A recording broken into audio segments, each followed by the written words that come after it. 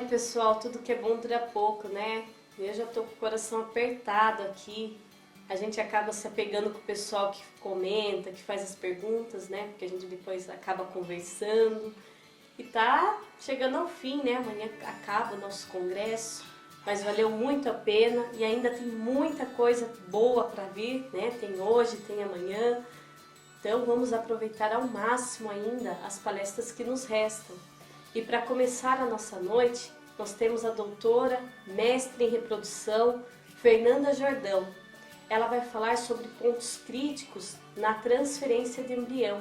Pontos esses que, se a gente trabalhar eles, você pode otimizar os resultados. Uma palestra incrível. Vamos conferir?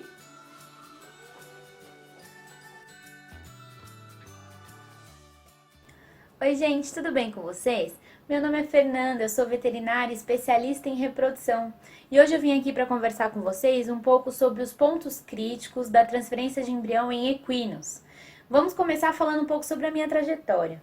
Então eu sou veterinária, eu me formei pela USP em 2010, nunca tive contato com cavalo, não fui uma criança, um adolescente que teve contato com cavalo.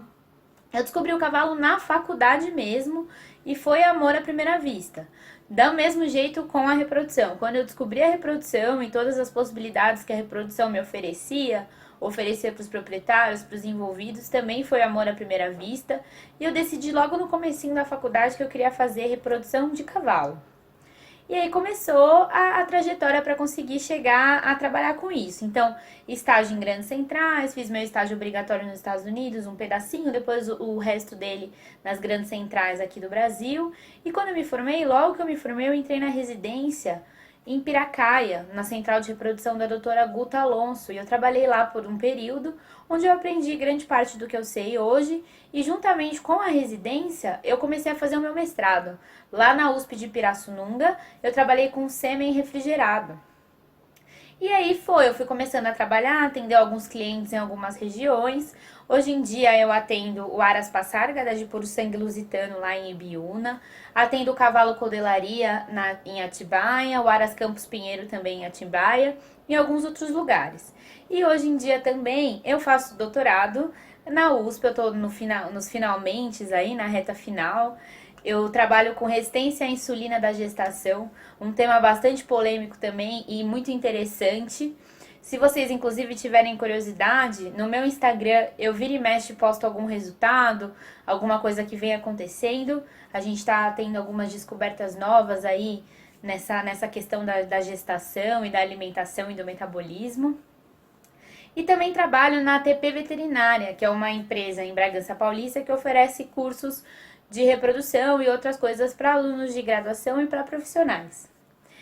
E hoje, especificamente, eu vim falar sobre os pontos críticos da transferência de embrião. A transferência de embrião, como vocês devem saber, é uma técnica que vem ficando cada vez mais difundida, né? O Brasil é um dos principais países aí nos números da transferência de embriões, né? Então a gente está junto com os Estados Unidos e a Argentina, como um dos principais, o que mais faz embrião por estação. E o objetivo da transferência de embriões, para quem não sabe, é a gente tirar a genética de uma égua doadora que a gente tem interesse, mas não fazer ela gestar esse produto. Então, por algumas razões, pode ser porque a gente quer mais de um produto dela por ano, como a gente sabe, a gestação da égua vai durar ali por volta de 11 meses, então de 320 a 360 dias, então é um ano praticamente, Então se a gente quer mais de um produto por ano, a gente precisa tirar embrião dela e colocar em outra égua. Então isso permite que a gente tire 2, 3, 5, 6 embriões dela e a gente pode inclusive emprenhar ela no final do processo se houver esse interesse. E aí a gente vai ter todos esses potros dela nascidos no ano, não gestados por ela, Um outro objetivo é se a gente não quer que ela geste de jeito nenhum. Então a gente pode estar falando de um animal que está em prova, por exemplo, em treinamento, e não pode parar para gestar ou para amamentar esse potrinho. Ou de uma égua muito velha ou de uma égua muito jovem, que a gente acredite que não tem condição de gestar, mas a gente quer um produto dela. Então, para resolver essas questões, a gente faz a transferência de embrião.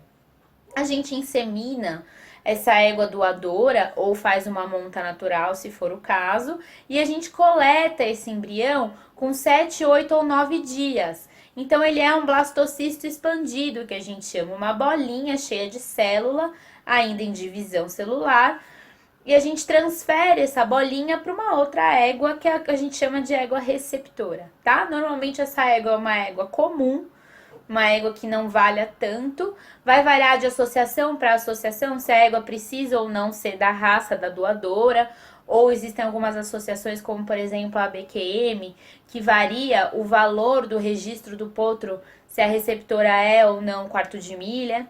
Enfim, isso vai variar de acordo com cada uma das associações de raça, mas a gente vai transferir esse embrião para uma égua receptora, tá? Então, isso que é a transferência de embrião, é por isso que a gente faz. É uma técnica bastante difundida hoje em dia, a gente faz bastante durante a estação, tá? E para falar sobre os pontos críticos, eu acredito que o principal ponto que seja interessante a gente começar falando é o sêmen. Né? A gente tem que inseminar essa égua doadora para a gente conseguir ter um embrião. E hoje em dia a gente trabalha muito nesse eixo sudeste, principalmente, né? Rio, São Paulo e Minas, com sêmen refrigerado.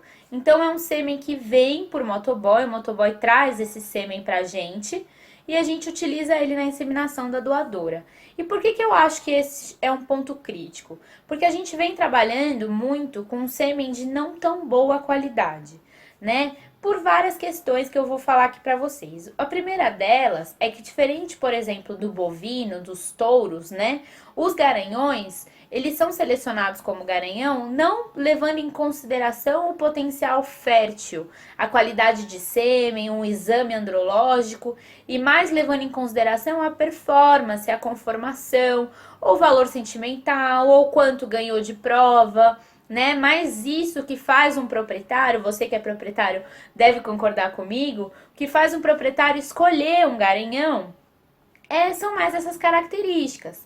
Então, o cavalo que ganhou tal prova importante, o cavalo que produz filhos que ganhou tal prova importante, o cavalo bonito, o cavalo da moda, né? Então, dependendo da raça que a gente está falando, essas características vão fazer com que o proprietário escolha determinado garanhão para tirar os potros que ele deseja. E não necessariamente o potencial de fertilidade desse cavalo. Então a gente acaba tendo alguns garanhões muitas vezes muito utilizados em determinada estação, em determinado ano, que não necessariamente são animais de fertilidade comprovada. E o pior, muitas vezes são animais subférteis ou até inférteis, né? São animais que a gente vai ter dificuldade para conseguir tirar um embrião ou até tirar uma prenhez, no caso de uma égua matriz que vai ficar gestante, filho desse animal, né? Por exemplo, em touros, a gente sabe que para o animal ser um reprodutor, a fertilidade dele precisa estar testada.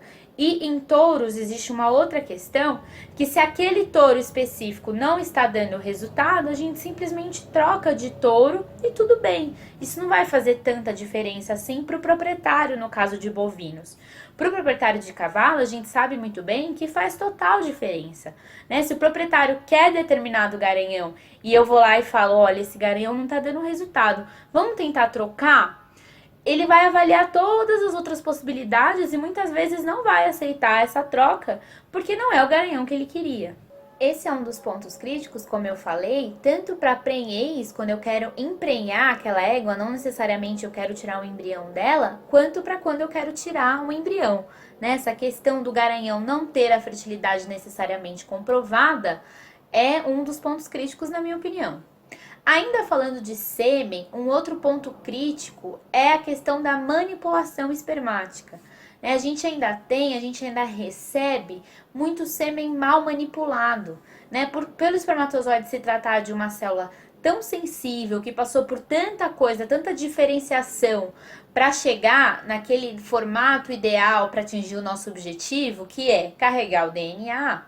Ele se torna uma célula com pouca capacidade de síntese, de reparo, né? Então, se a gente leva essa célula a um choque osmótico, um choque térmico, né? A gente leva esse ejaculado a alguma alteração muito brusca, ou na hora de enviar esse sêmen para um colega, por exemplo, por motoboy, a gente dilui numa concentração errada, né? Então não dilui na concentração que tem que ser diluído, não faz as contas corretamente. São vários passos que envolvem a manipulação correta desse sêmen. Então a gente acaba sofrendo muito hoje em dia, recebendo um sêmen muito ruim. Então, além da questão do garanhão ter sido selecionado, ignorando a questão de ser um animal fértil ou não, a gente ainda se depara com técnicos, né, veterinários, manipulando o sêmen de maneira inadequada. E aí muitas vezes a gente acaba recebendo sêmen ruim até de um animal que teria sêmen bom. Mas como a manipulação foi muito mal feita, a diluição foi feita de maneira incorreta, às vezes a curva de refrigeração é feita de maneira incorreta.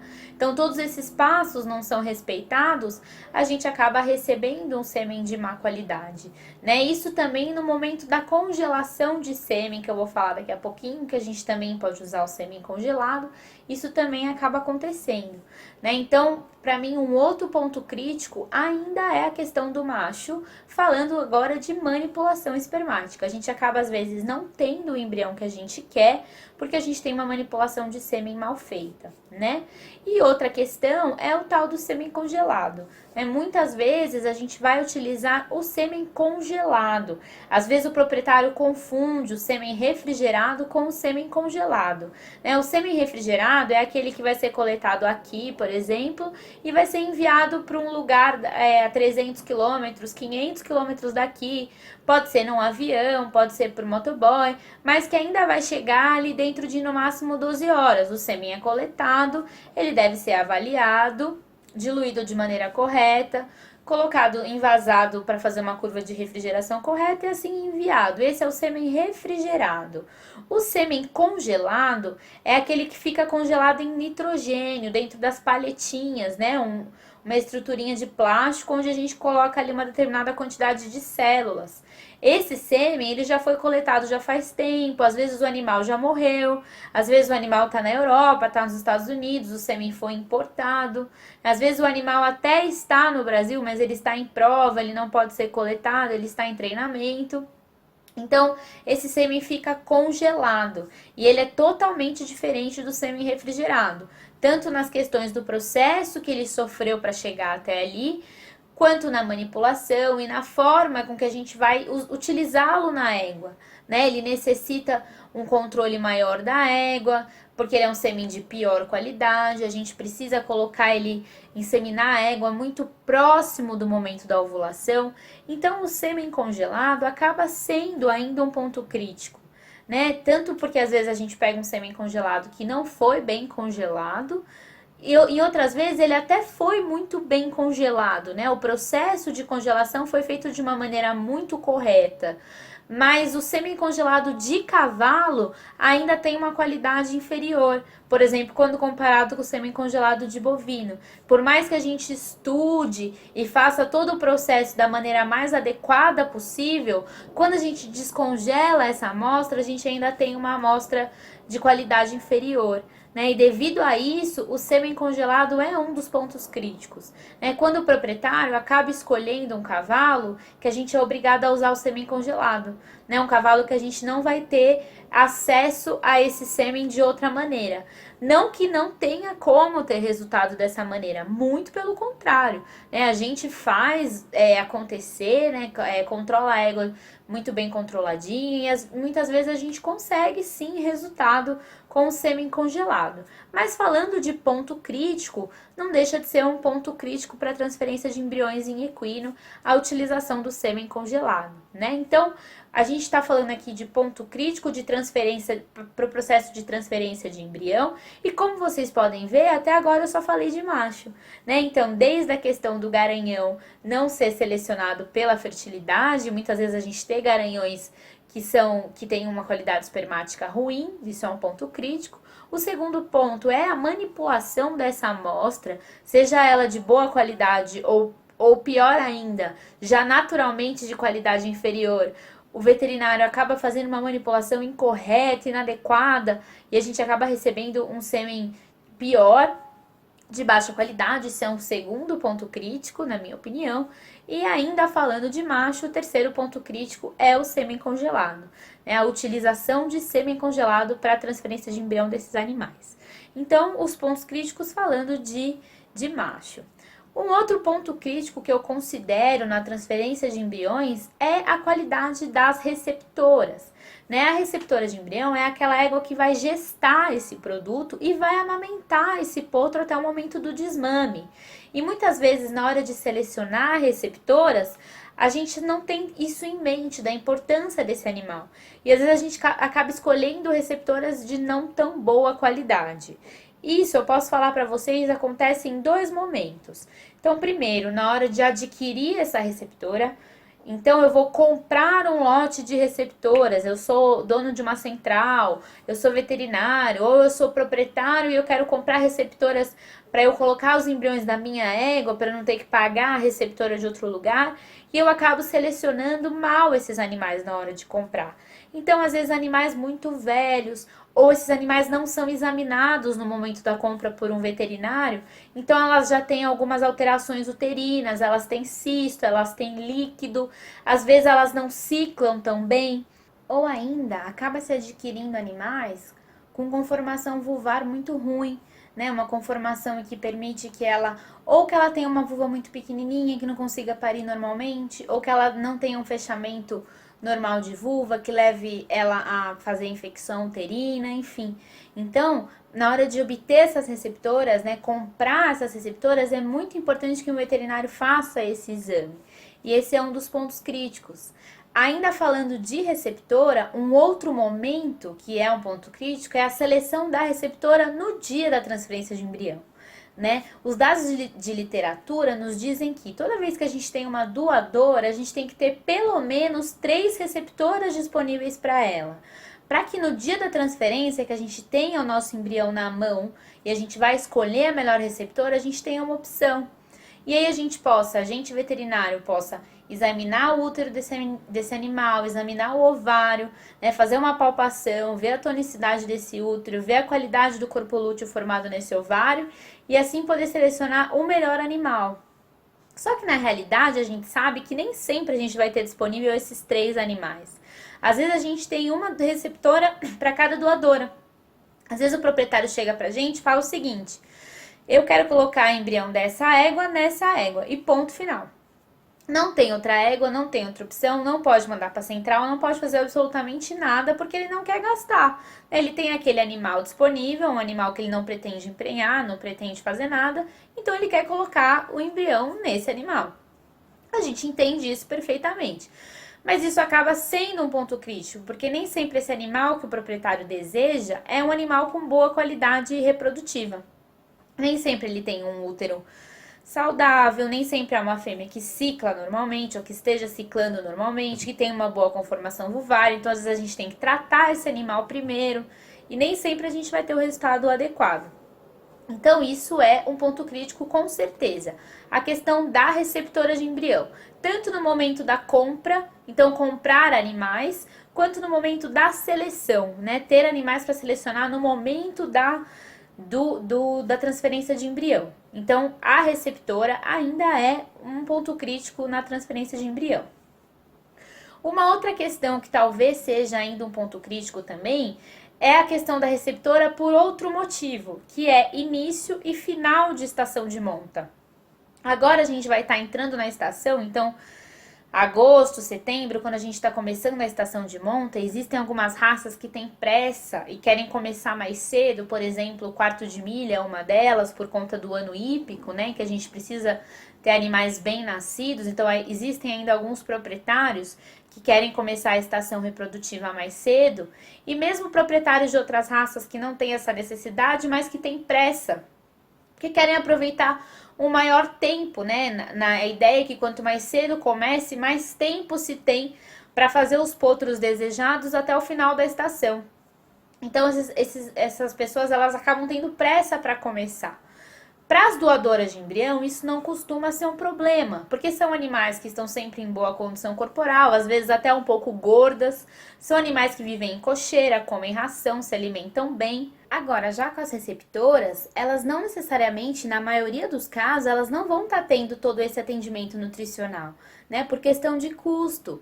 Normalmente, as receptoras que estão na central, que estão no Aras, que estão na fazenda, são as receptoras que sobraram vazias da estação passada, né? Ou as que já desmamaram o potrinho e então voltaram a ser uma receptora vazia. Então, esses animais normalmente não vão receber uma suplementação de concentrado, de ração, ou vão estar no melhor pasto do Aras. Então, no começo da estação, elas tendem a estar mais magras, mais sentidas mesmo.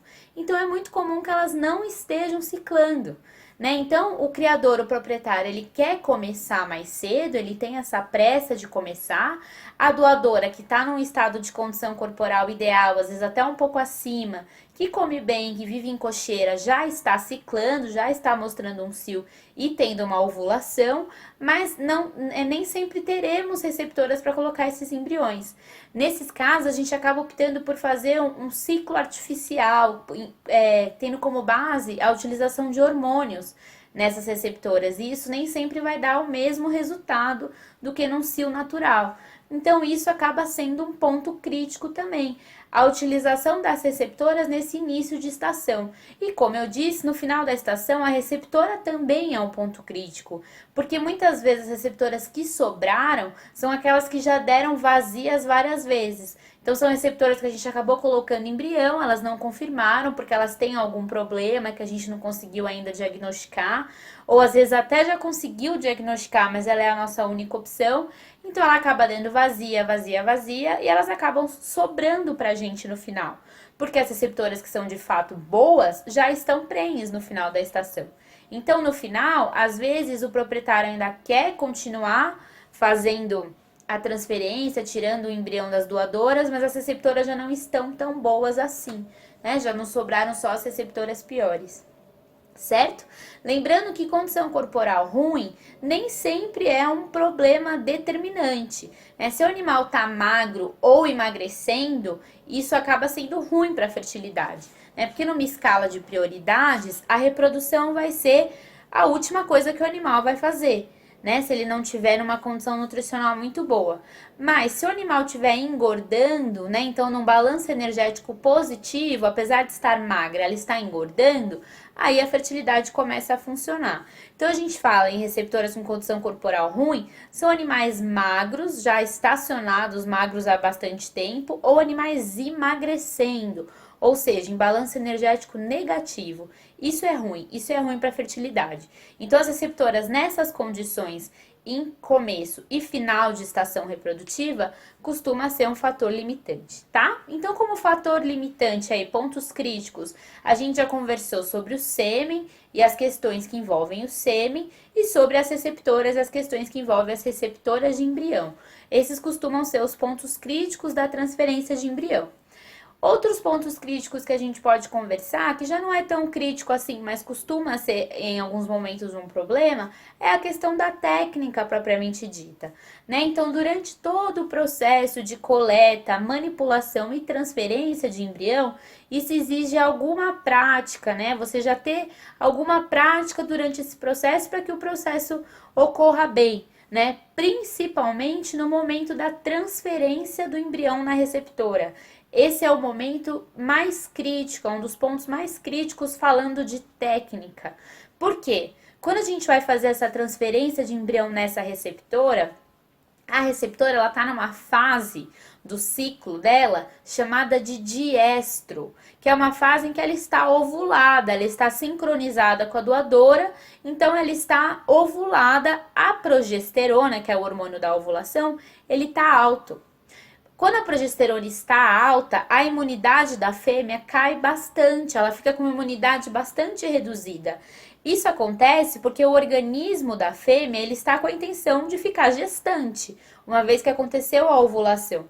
E quando ela se torna gestante, metade do embrião tem o DNA de outro indivíduo, ou seja, o pai, né, o garanhão. Se ela tiver com a imunidade muito alta, ela vai usar esse sistema imunológico contra o próprio embrião e acabar destruindo o embrião. Então, a natureza, de maneira sábia, sabendo disso, no momento de pós-ovulação em que a progesterona fica alta, a imunidade dela cai. E além disso, a cérvix, ou seja, o colo do útero dela, fecha bastante, também com o mesmo objetivo de ter um embriãozinho lá dentro. Então, fechar o colo do útero para qualquer contaminação, sujidade e para o próprio embrião ficar retido lá dentro. Né? Então, com isso, nesse momento, né, antifisiológico, né? Então, no momento em que não deveria entrar ninguém nesse útero, a imunidade está baixa e o colo do útero está fechado, a gente veterinário vai lá, introduz um material, né, mesmo que um material fino, a gente introduz um material e coloca o embriãozinho lá dentro. Se nessa introdução de material a gente colocar algum micro-organismo, alguma bactéria, alguma sujidade, o animal não tem condição fisiológica de acabar com todo esse problema, né? Porque ela está numa fase em que ela está com a imunidade baixa e com o colo do útero fechado. Então, se durante o processo inteiro, seja da coleta do embrião na doadora, da manipulação do embrião no laboratório ou da transferência de embrião na receptora, a gente contaminar essa amostra, isso pode ser crucial para o nosso resultado. Né? Provavelmente a gente não vai ter condição, o animal não vai ter condição de acabar com essa contaminação e o embrião não vai ter condição de se desenvolver num ambiente contaminado.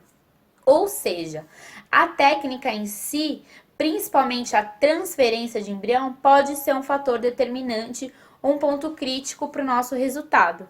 Então, a gente precisa ter muito cuidado com a higiene nesse momento. Sempre que a gente fala em reprodução, a gente precisa ter muita atenção com a higiene nos momentos em que a gente vai manipular os animais. Mas na transferência de embrião, mais ainda. Então, higiene com todo o material esterilizado, o animal bem lavado, bem higienizado na hora da coleta de embrião. Higiene também no momento da manipulação, mesmo que muitas vezes a gente faça essa manipulação do embrião no aras mesmo, ali numa mesinha que a gente consegue arranjar, é muito importante que seja tudo muito limpo, tudo muito higienizado e muita higiene na hora de fazer a transferência de embrião para a receptora.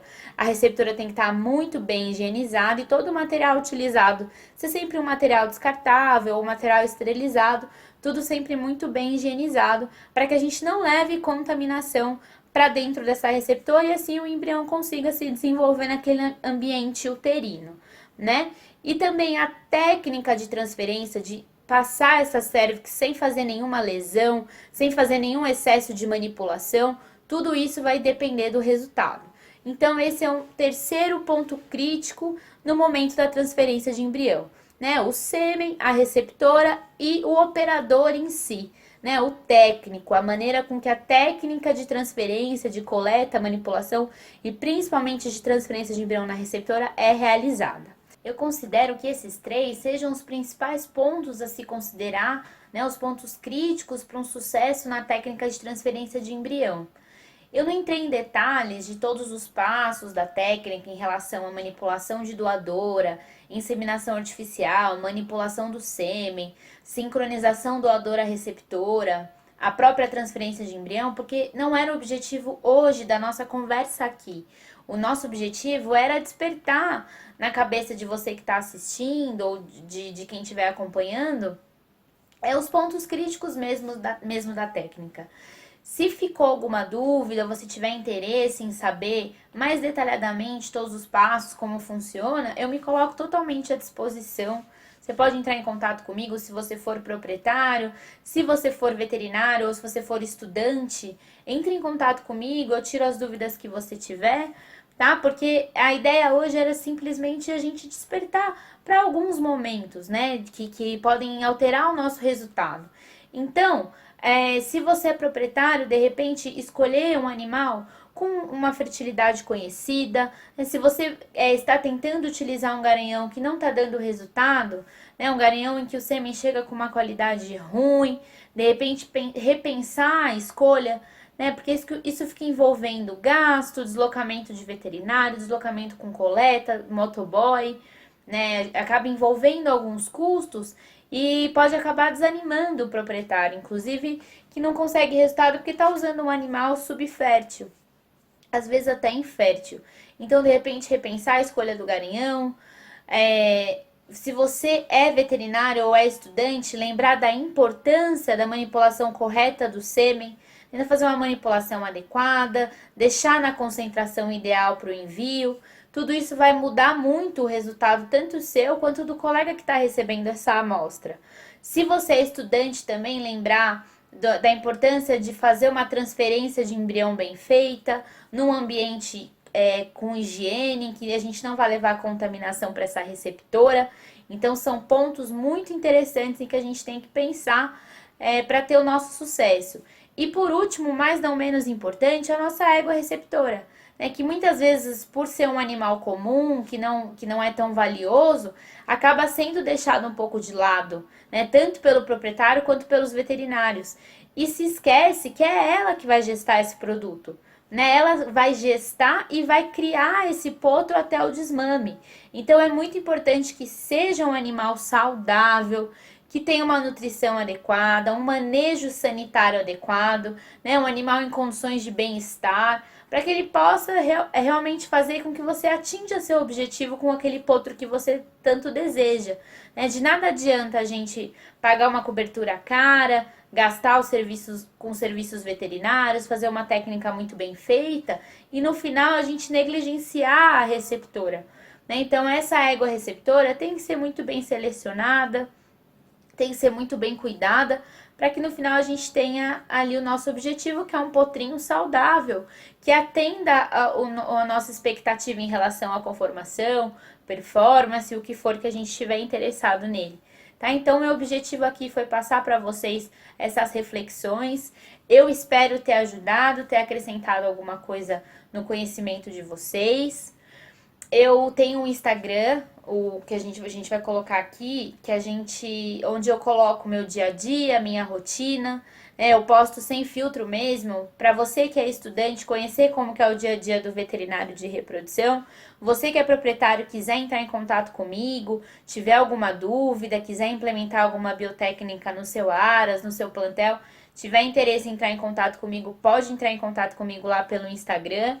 E se você é veterinário e quer discutir caso, trocar experiência, pode me seguir lá, entrar em contato comigo pelo Instagram, que eu tô super à disposição para a gente conversar, trocar experiência, trocar conhecimento. Eu gostaria de agradecer muito a organização do Congresso pelo convite, espero ter ajudado, espero ter acrescentado, espero que você me siga lá no Instagram. Se você quiser me conhecer, eu tô sempre nos módulos de reprodução da ATP Veterinária. Então, a ATP Veterinária fica em Bragança Paulista, a gente tem o módulo 1 e o módulo 2 de reprodução. O módulo 1, onde a gente passa uma noção geral de reprodução, e o módulo 2, que é totalmente dedicado à fêmea. Então, tem lavagem uterina, inseminação com desvio de pipeta, tem colete e transferência de embrião, é muito legal. E todos os Vet Week, que é um curso de uma semana que a gente tem na ATP com vários temas, né, onde o aluno tem a possibilidade de entrar em contato com várias áreas diferentes, sempre tem um dia de reprodução e eu tô sempre por lá. O Vet Week, ele é todas as férias, tanto de janeiro quanto de julho. A gente tem 2 edições por ano. Então fica de olho se você é estudante ou se você é veterinário e está interessado em fazer uma reciclagem. Fica de olho nas datas do Vet Week e nas datas dos módulos 1 e 2 de reprodução, que eu vou estar por lá. Além disso, a ATP também tem outros temas, outras abordagens. Dá uma entradinha lá no site ATP Veterinária ou segue também no perfil do Instagram, que você vai ver as agendas, a agenda de cursos ao longo do ano. Tá bom? Muito obrigada pela atenção, espero ter ajudado e até a próxima.